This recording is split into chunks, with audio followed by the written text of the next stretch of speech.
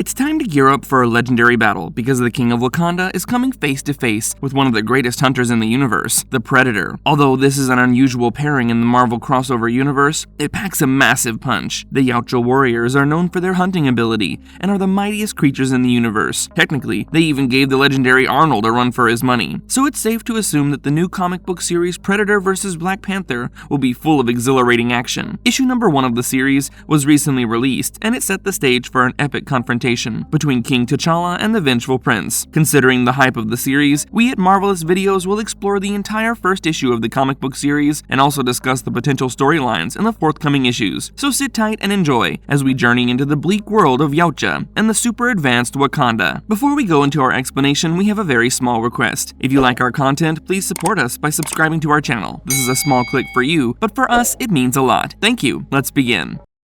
The Yautja Civil War. Now we all know that the Predators are an alien race who truly believe in survival of the fittest. They've conquered many planets and defeated numerous beings just to showcase their superiority. But what if there's a civil war on their own planet, causing chaos and destruction to everyone around? Let me simplify it for you. See, Predators are like any other hunters and have claims to their own hunting grounds. The series picks off when there's a dispute for a better hunting ground between two brothers, who also happen to be the heirs to a royal throne. Initially, both brothers face off against each other and one decimates the other and claims the throne. But things aren't this simple. The older brother is the father's favorite and also the more physically strong predator. On the other hand, the younger brother doesn't have one leg and is also shorter in size. To make things even worse for the younger brother, the father actually gave his favorite son a sword made of vibranium, also known as God Metal to the people of Yautja. The elder brother's clan decimated the younger brother and his associates. The younger brother had lost everything, but the only thing that remained was his honor. He believes that he's the stronger being and will do anything to show his superiority. He recognizes that the esteemed sword has given his brother the upper hand and wants to get some tech of his own. He inserts blades into his hands just like the Wolverine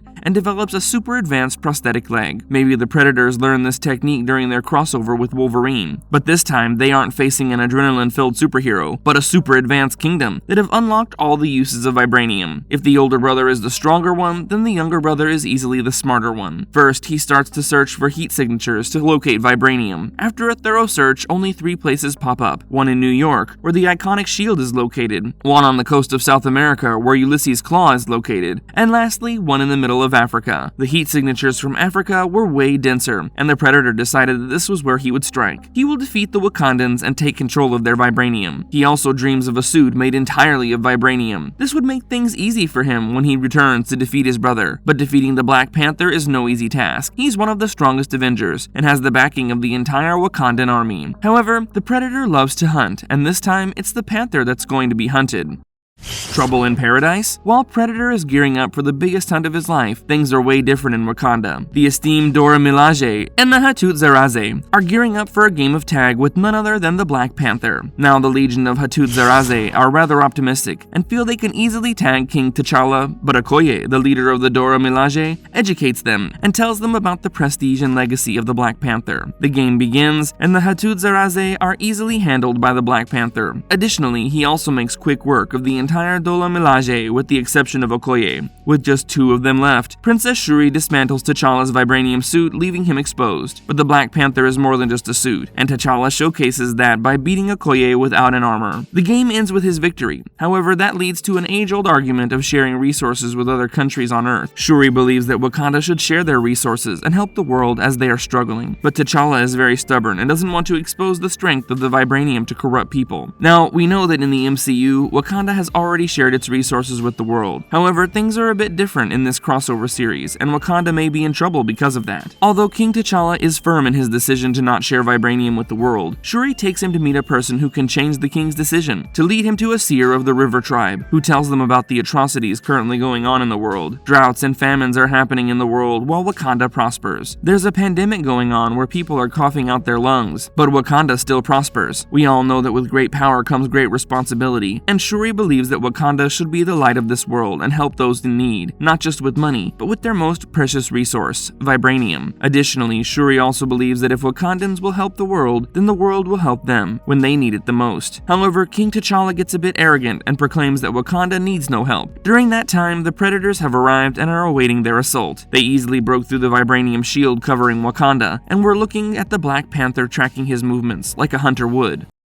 The battle for vibranium and glory begins. Now we all know that Wakanda is the strongest country on Earth, and they can't be defeated by just brute strength. Intelligence and wit are highly necessary for the Yautja people, and they employ just that. The Predator comes up with an interesting plan to take down the Black Panther and capture all the vibranium. He also has his eyes set on the Black Panther armor, and believes it would serve as a great trophy for him. According to the plan, 2 people from the Yautja party will locate the source of the vibranium, and others will assist him in taking down the Black Panther. Sounds like an interesting plan, but let's see if it truly worked. While Yautja were getting ready for the hunt, King T'Challa sensed something out of the ordinary. He quickly asked Shuri to get the seer to safety and leave the place immediately. T'Challa also alerted his General Okoye and asked her to be on alert for something out of the ordinary. However, before he could give her all the orders, the comms suddenly went out, as if someone had jammed them. After watching the Predator movies, we're pretty sure of their stealth abilities and the way they track their prey without being seen. They employ the same tactic with the Black Panther. While King T'Challa was tending to a bird that had just lost its life, the Predator saw the chance to attack and caught him off guard. The blunt trauma threw him off the tree he was on, and King T'Challa was in a free fall. The fall was extremely brutal and could have killed him if not for the vibranium suit. Sadly, the fall dulled his brain as he was swallowed by a muddy swamp nearby. With no Black Panther to protect them, Wakanda suddenly seemed conquerable, and the Predators took their chance. Their first priority was to cut off Wakanda's contact with the outer world. The Yautja heard Shuri when she said the world will help them when they need it the most, so keeping the battle in Wakanda seems important to them. Kill everyone on board, and completely close off the country of Wakanda. This happens at the same time as Shuri is leaving Wakanda to help people who are suffering. Currently, Shuri isn't aware of the bleak situation and doesn't know that her brother has been swallowed by a swamp. While she was leaving Wakanda, the dome suddenly came up and her aircraft exploded after making contact. This is the last sequence of issue number 1 of the Predator vs. Black Panther comics, and we'll have to wait some time to find out the fate of Shuri, King T'Challa, and the entire kingdom of Wakanda.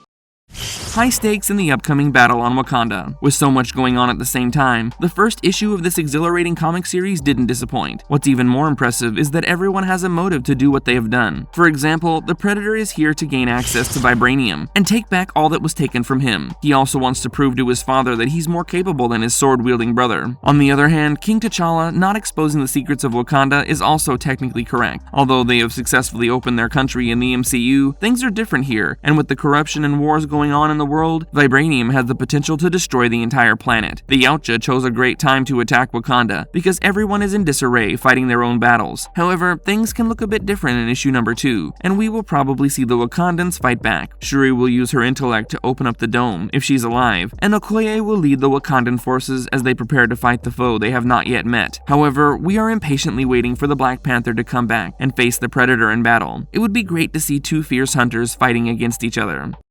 Conclusion. Issue number 1 of the Predator vs. Black Panther comics didn't disappoint at all. It had everything from a great storyline to good action set pieces. It serves as a great setup issue for forthcoming episodes and has hooked the readers. Many are waiting for the next issue to drop, and the hype just keeps on increasing. While you're waiting though, you can check out a plethora of similar videos on the channel, and also subscribe to Marvelous Videos while you're at it. Also, do let us know what you thought about the first issue and what your theories are for the next time. With that, thank you and stay marvelous.